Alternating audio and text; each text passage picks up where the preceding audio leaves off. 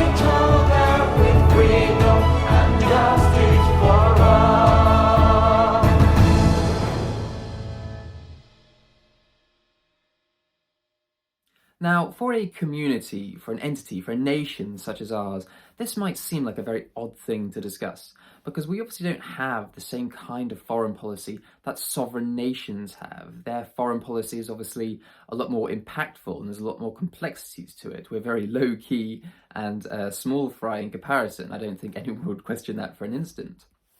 But this is nevertheless something that we need to discuss in a bit more detail, not least because we have had people approach us, not Stomarian citizens I might add, but people that are looking to become Stomarian citizens or were looking to become Stomarian citizens, and more specifically members of the Imperial Guard, so that they could represent Stomaria and the wider empire as combatants in the war in Ukraine. And this is not something that obviously sat right with us. We don't want people going out there representing Stomaria on a battlefield. That is not the intention of the Imperial Guard, and I'll get onto that in just a moment. But more to the point, I don't want any association with war, with violence, with bloodshed, because that's not what Stomaria is about. That's not why we were founded. That's not what we're trying to do. If anyone's read any of our posts or seen any of our YouTube videos or read our website, we don't mention wars and conflicts and using armed forces to intimidate or coerce people into doing something, or using violence to achieve our goals. We are looking to establish a real-world community, a real-world society, which shares common values and common objectives. We're striving for a more self-reliant and self-sustaining community comprising of people that have similar values and similar goals, and that's the extent of it. It doesn't go much beyond that. Certainly wars of conquest and being represented on battlefields across the world is something that we have no interest in. And this is why I wanted to make this video, because even though we have been approached a few weeks ago by, I presume, a young man with the intention of doing this, and something obviously we said we weren't particularly interested in having him do for us. This isn't the first time this has happened in the last year or so. I think we've had maybe 3, possibly 4 from memory, individuals approach us with the prospect of representing Stomaria in a war zone. And I'm not quite sure what the fascination is with this. And for the record, none of these people actually went on to become Stomarian citizens. And I presume none of them actually went to Ukraine. So you know the kinds of people that sort of make these suggestions or make these bold announcements or claims that they're going to go and fight in Ukraine and they want to represent this, that and the other, and I just don't think it really materializes anything, and I'm glad that it doesn't, because this is not something I would encourage anyone to do, least of all people with exceptionally, what I imagine to be very limited experience when it comes to military matters. But even if you are trained as a military professional, I still wouldn't recommend going and fighting in Ukraine if you are not a Ukrainian. But, you know, that's just me. That's my own perspective, and I'm not in the habit, and I'm not going to get into the habit of encouraging people to move to war zones, to fight for other nations, for other entities, on battlefields. I don't want to be the person that encourages others to do that. People can say whatever they want, people can do whatever they want, but that's just not me. And I'm not going to use Stomaria as a way to promote war and violence. But with that said, I did want to highlight the doctrine that we are adopting of armed neutrality, because this is a very interesting concept in that armed neutrality is, in the short form, the idea, the belief that you are prepared, you have the ability and the willingness to defend yourself and your community, but you are not willing to engage in hostilities with others around you. And that's a very basic premise as to what armed neutrality is. It's just the ability to protect yourself and your community, but you're not looking to engage in hostilities or violence or anything of that nature with foreign entities. Think of it as a Sweden or a Switzerland kind of position, I suppose.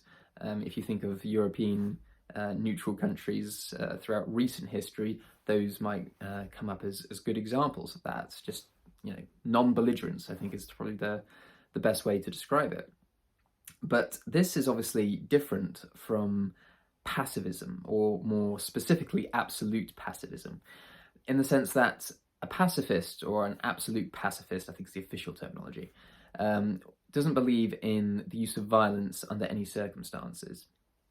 And I disagree with that on a fundamental level, because I don't think I can ever trust someone who wouldn't even protect their own friends, their own family, their own children from a hostile, violent situation if they weren't prepared to use violence themselves. They would just let it happen because of their belief in non-violence. And I can't get my head around that. There are times where violence is justifiable.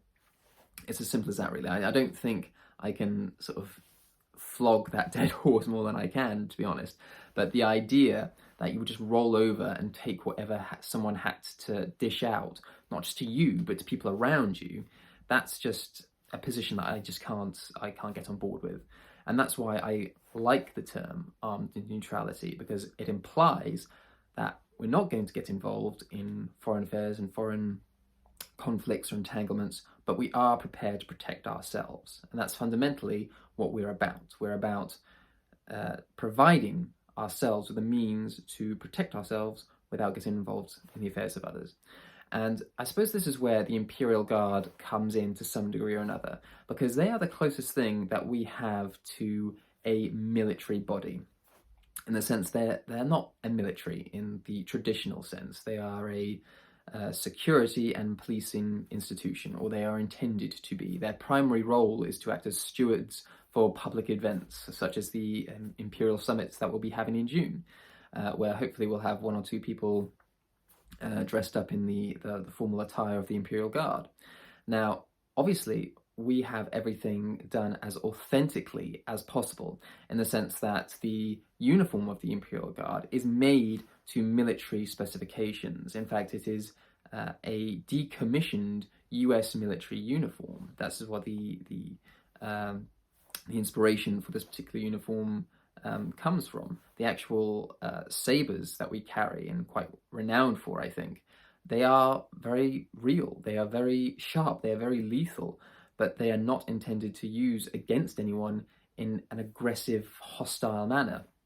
And I think the only real time that I can ever see that being the case, where these are used in a lethal capacity, is in a life or death situation. And I'm not talking about being suited and booted and just wandering around the woodlands and someone trespasses and out come the sabers.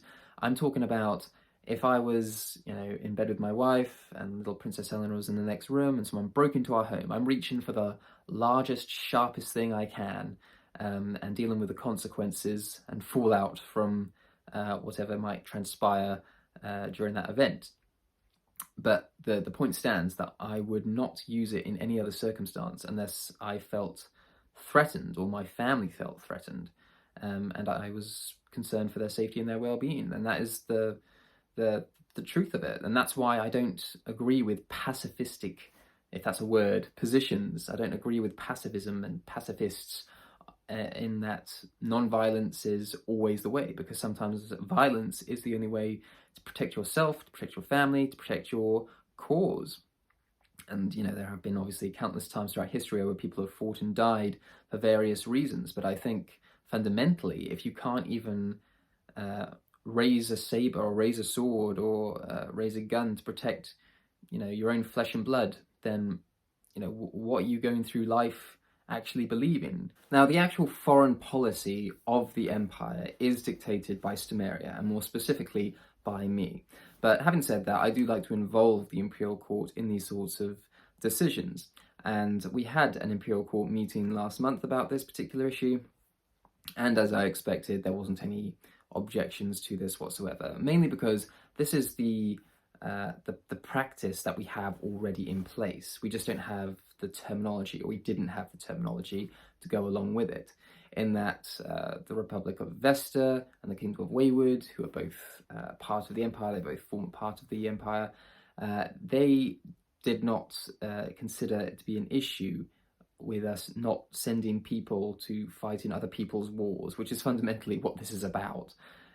We do intend to establish policing, security bodies, protective units, however you want to describe it.